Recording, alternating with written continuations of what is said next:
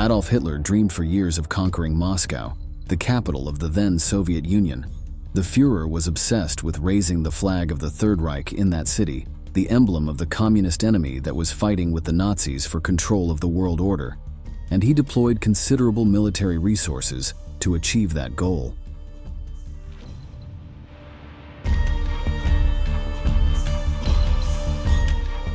In July 1944, the Germans finally marched through the streets of Moscow, but they carried the weight of defeat on their shoulders.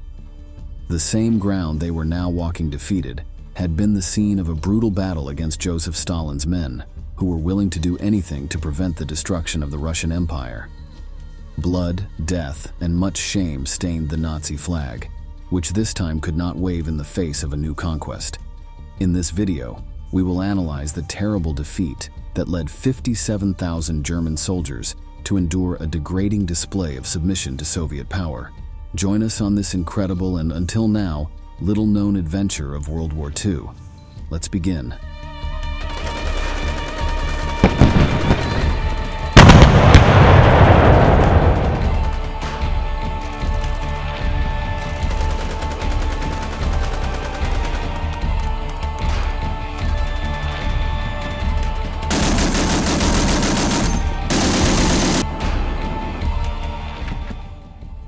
On June 22, 1941, one of the most famous military operations of the war began, called Barbarossa, in which Germany and its allies invaded Soviet territory. It was a systematic effort to annihilate entire towns, destroy all their infrastructure and productive enterprises, and confiscate the food supply of the occupied regions. The Nazis left behind a trail of devastation. However, this operation had a primary strategic objective: to conquer Moscow and thus destroy the heart of the Union led by Stalin through a swift and direct attack. At that time, a large part of the world's population feared a triumph by the Führer. Hitler's offensive strategy, his weapons power, his rapid and successive victories throughout Europe, and high morale driven by the regime's propaganda projected them as the undisputed winners.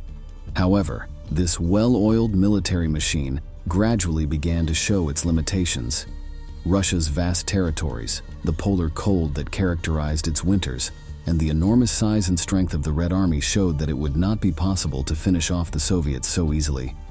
The Germans began to suffer several consecutive defeats. After 5 months, the Axis countries had suffered almost 1 million casualties, and their objective of conquering Moscow was literally frozen. En el invierno de 1941, los soviéticos lograron reagruparse y frenar el avance alemán justo a las puertas de Moscú, y posteriormente los hicieron retroceder varios kilómetros. La contraofensiva soviética durante la batalla de Moscú terminó sentenciando el fracaso de la guerra relámpago en el este, y junto con ello se desvaneció cualquier entusiasmo por un gran desfile alemán en la Plaza Roja. This story is probably familiar to you. What you may not know is that there was another large-scale military deployment 3 years later, which would have a fundamental relevance in the fate of the war. We are talking about Operation Bagration, a sophisticated strategy by the Soviet Union launched on June 22, 1944. You may wonder, why that name? It was chosen in honor of Pyotr Bagration, a Georgian prince who fought against the French during the Napoleonic Wars, and who also played an important role in Leo Tolstoy's renowned book, War and Peace. A true emblem of Russian literature, used here for other, perhaps not so poetic purposes.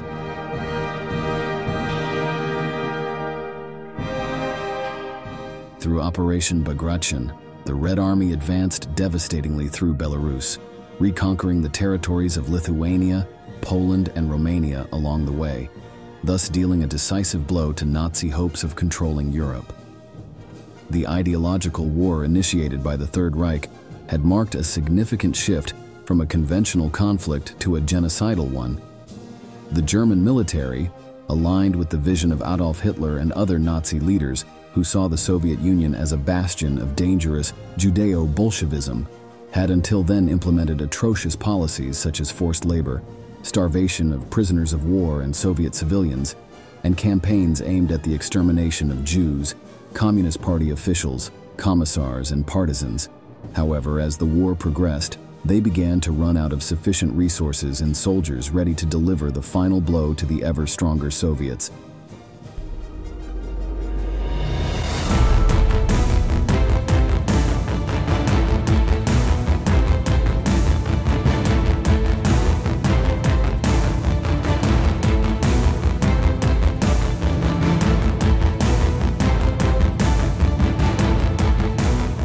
All the destructive power of the Red Army had been focused on a single goal: to destroy Nazism without mercy. Operation Bagration is not remembered enough by history books and popular culture, perhaps in part because it was overshadowed by another iconic operation launched on June 6, 1944. The Normandy landings, also called D-Day. This maneuver, led by the Allied forces, especially by U.S. troops, consisted of one of the most important naval, air, and land operations in history. Its code name was Overlord, and its success allowed the opening of a new front in Western Europe, both to weaken German dominance in the area and to relieve the pressure that the Soviet Union was suffering. Bagration, although less known, was equally crucial to the final outcome of World War II for several reasons. Let's look at them in detail. First of all, this operation carried out by the Soviet Union forced German units to divide between two fronts: the Western one, against the Allies led by the United States and Great Britain, and the Eastern one, where they fought against the Red Army. As the conflict escalated, the Americans pressed from their position in the West, while the Soviets did the same from the East. Hitler's men were trapped between two enemy walls that were slowly closing in on Berlin.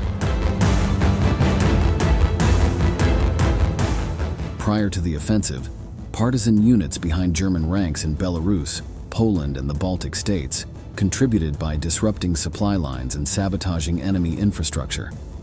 Following a massive bombing campaign by the Soviets, more than 2 million Red Army troops were mobilized, both frontline and support. The battle between Nazi Germany and the Soviet Union also showed an overwhelming disparity in terms of numbers and firepower. The Red Army managed to muster around 45,000 artillery pieces and more than 6,000 tanks and assault guns, while on the German side, there were only 3,200 artillery pieces and 570 tanks and assault guns. Perhaps the huge numerical disadvantage was impossible to overcome and contributed to the abrupt downfall of Nazism.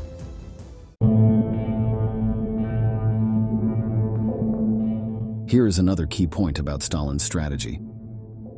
After the initial defeats, the Soviets had narrowed much of the technological gap that separated them from the Nazis. Part of this improvement was due to the growing competence of the Soviet Union at the military level, in the construction of tanks and more powerful weapons. Operation Bagration thus demonstrated a military force that had reached maturity and professionalism. This also reflected a German army that was operationally moving in the wrong direction. Following Hitler's directives, who disapproved of mobile operations because they often entailed loss of territory, Field Marshal Ernst Busch, Commander-in-Chief of Army Group Center, opted for a static defense. The Germans thus focused on holding off the onslaught of Stalin's men from a series of fortresses along the front. These defenses were in cities and towns located on communication lines that had to be defended to the last man. Operation Bagration thus became a paradigmatic example of blitzkrieg, but this time it was the Soviets, not the Germans, who were carrying it out on the Eastern Front. The Red Army strategically surrounded these positions, suffocating the German forces that were trapped inside.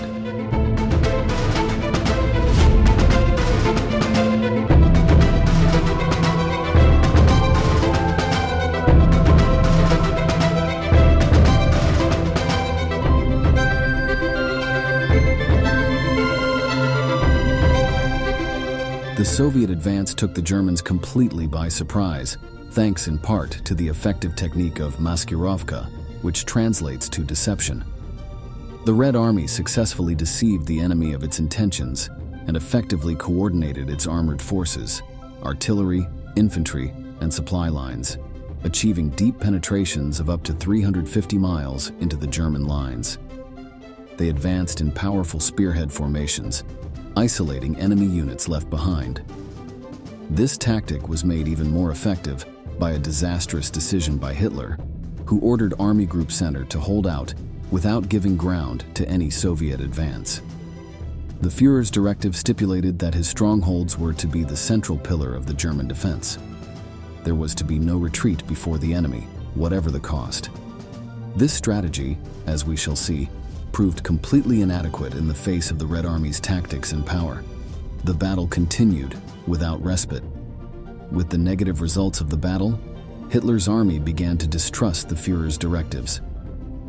General Jordan of the Ninth Army was very concerned about the vulnerability that this static defense made for the Nazi forces, even correctly predicting that if a Soviet offensive broke out, the army would have to go over to a mobile defense or see its front shattered. And so it was. Hitler's orders to hold the line were a complete and utter disaster.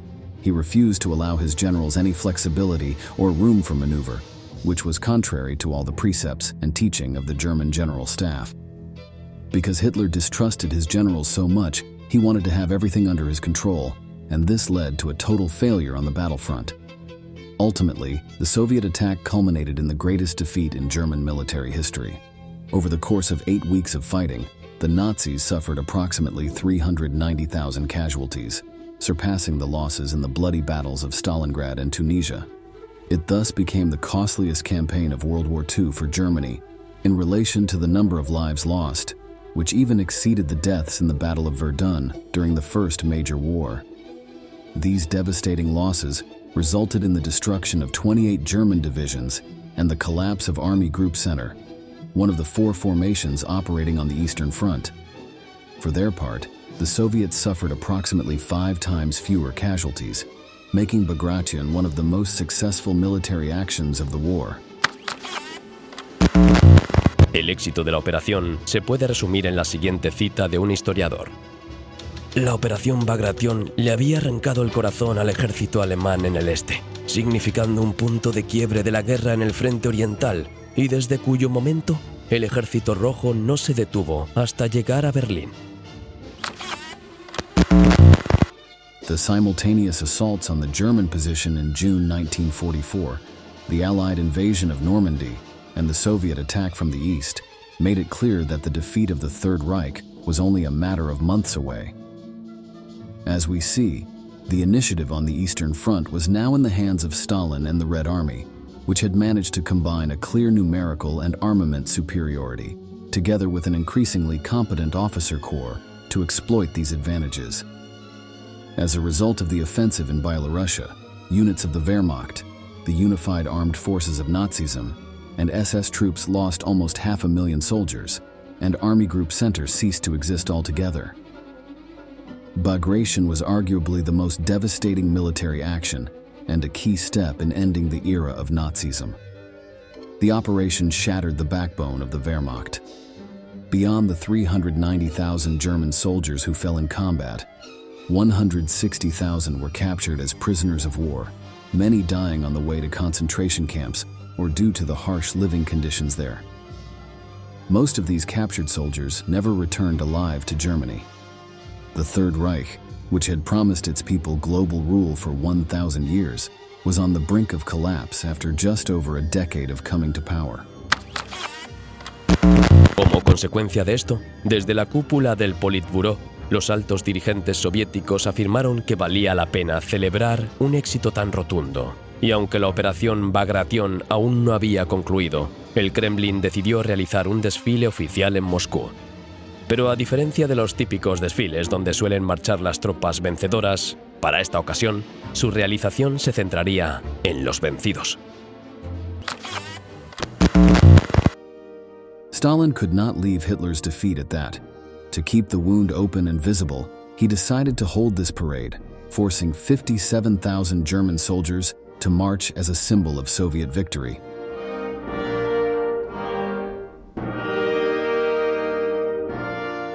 The operation to transport German prisoners of war to Moscow and hold the parade of the defeated was named after the 1938 American musical film The Great Waltz, which was very popular in the Soviet Union. This may present a great irony, since the Americans became their enemies soon after the war ended. The purpose of the procession was not only to raise the spirits of the Russian people, but also to show the Allies and the world the magnitude of the Red Army's achievements.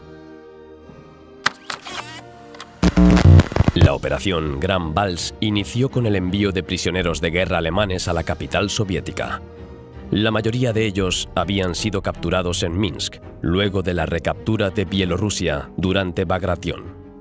Sin embargo, del casi medio millón de hombres capturados, era evidente que no todos estarían aptos para resistir la procesión de varios kilómetros por la capital soviética. In response, the crowd of captured soldiers was given a thorough medical examination to select the fittest, able to endure the planned parade of their defeat. To ensure that no one was left behind, the Russians fed the Germans rations of bread and butter. However, they were forbidden to bathe. In the eyes of Muscovites, the Nazis were to appear in miserable conditions. Beginning on July 14, 1944, trainloads of German prisoners began to arrive in the city. It was decided to house them at the Dynamo Stadium and the Moscow Hippodrome. The operation was carried out in the utmost secrecy. Even many military officers and party functionaries had no idea what was happening. In the early hours of July 17th, the people of Moscow were informed via radio about the shocking procession of prisoners. Crowds soon gathered and witnessed the sight of German soldiers marching with their heads bowed in large columns of 600 men, 20 per row. Defeated and humiliated before the world, the 57,000 soldiers of the Wehrmacht marched through the garden ring of Moscow. Although their desire to reach the Soviet capital had been fueled for years by Nazi propaganda, this was not the expected victory parade, but a parade of the defeated. The Nazi dream of marching through Moscow had come true, but not in the way they had imagined.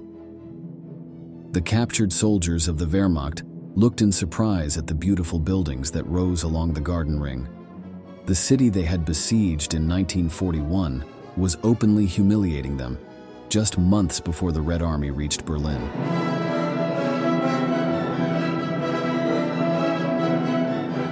Thousands of citizens crowded the streets of Moscow. For once, there was no jubilation among the public, not a single celebration, a smile or a shout of joy. There was absolute silence, a devastating silence. The anguish, anger, and rejection could be seen on people's faces. Mothers and sons, grandmothers and uncles who had lost their sons on the battlefront and now found themselves face to face with a tired and defeated enemy. Only one sound broke the funeral silence, that of soldiers' boots against the pavement. There were thousands, tens of thousands of soldiers crossing the streets of the capital. Generals, corporals, and colonels. Although some bowed their heads in shame, there was also a feeling of relief, of knowing that the war was nearing an end. Por un lado, a los generales y coroneles se les permitió marchar bien arreglados y con sus condecoraciones puestas, mientras que los hombres de la infantería debían hacerlo con la misma ropa que habían sido capturados. As we see in these pictures, at the head of the march were the generals and colonels, clean-shaven in full uniform and adorned with medals. The high-ranking military officers walked with golden laurels on the edges of their collars and high-ranking officers' caps, with embroidered ruffles and identification badges on their chests and arms. They were followed by more than 1,000 officers and a multitude of infantrymen. There was no special display for the latter. They marched in the same conditions as they had been captured. Вообразите их с оружием в руках, за броней танков, такими, какими они были еще несколько дней назад, с Красной армией, разгромившей эти полки, дивизии и корпуса гитлеровской армии.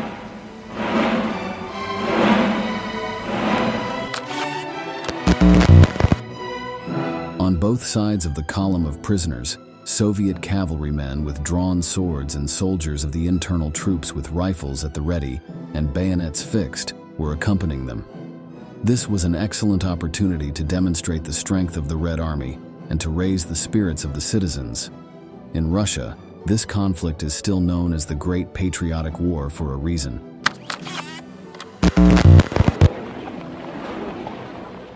But shadowing the parade were 12,000 NKVD officers and tens of thousands of heavily armed troops to ensure the crowds didn't interfere with the Germans, nor the Germans escape or rebel. In fact, Muscovites mostly watched the Germans in silence, with the occasional shouted insult. Any attempt to hurl things at the prisoners was immediately stopped by the guards.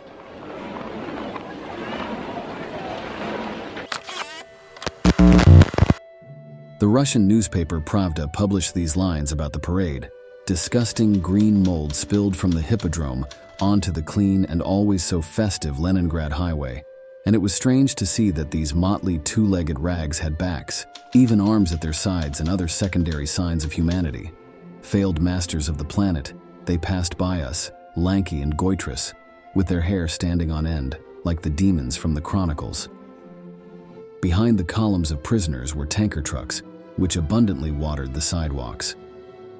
This was to symbolically cleanse Moscow of filth, to wash the asphalt of the streets of the evil Nazi spirits that had paraded in the recent procession. According to some sources, the German command was so enraged by the humiliation of its soldiers in Moscow that it hastily organized its own parade in Paris, marching American and British prisoners through the streets of the city.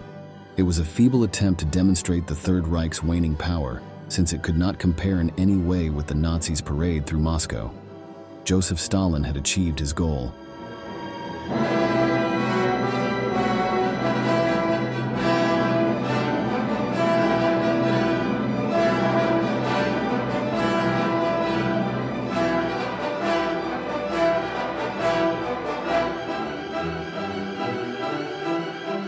This would perhaps be the last time such an event would happen. Thanks to the Geneva Convention of 1949, the treatment of prisoners of war was regulated, and such demonstrations were prohibited. However, no one managed to take away from Stalin the pleasure of having taken revenge on Hitler in such a degrading way, using the same mass propaganda techniques that the Führer had developed for a decade. The Soviets had surpassed the Nazis strategically and militarily in less than 3 years. It would take them little time to reach Berlin and push the Führer to a dramatic end. This is how this video ends. We thank you for having accompanied us, and we look forward to seeing you in the next installment of Military History.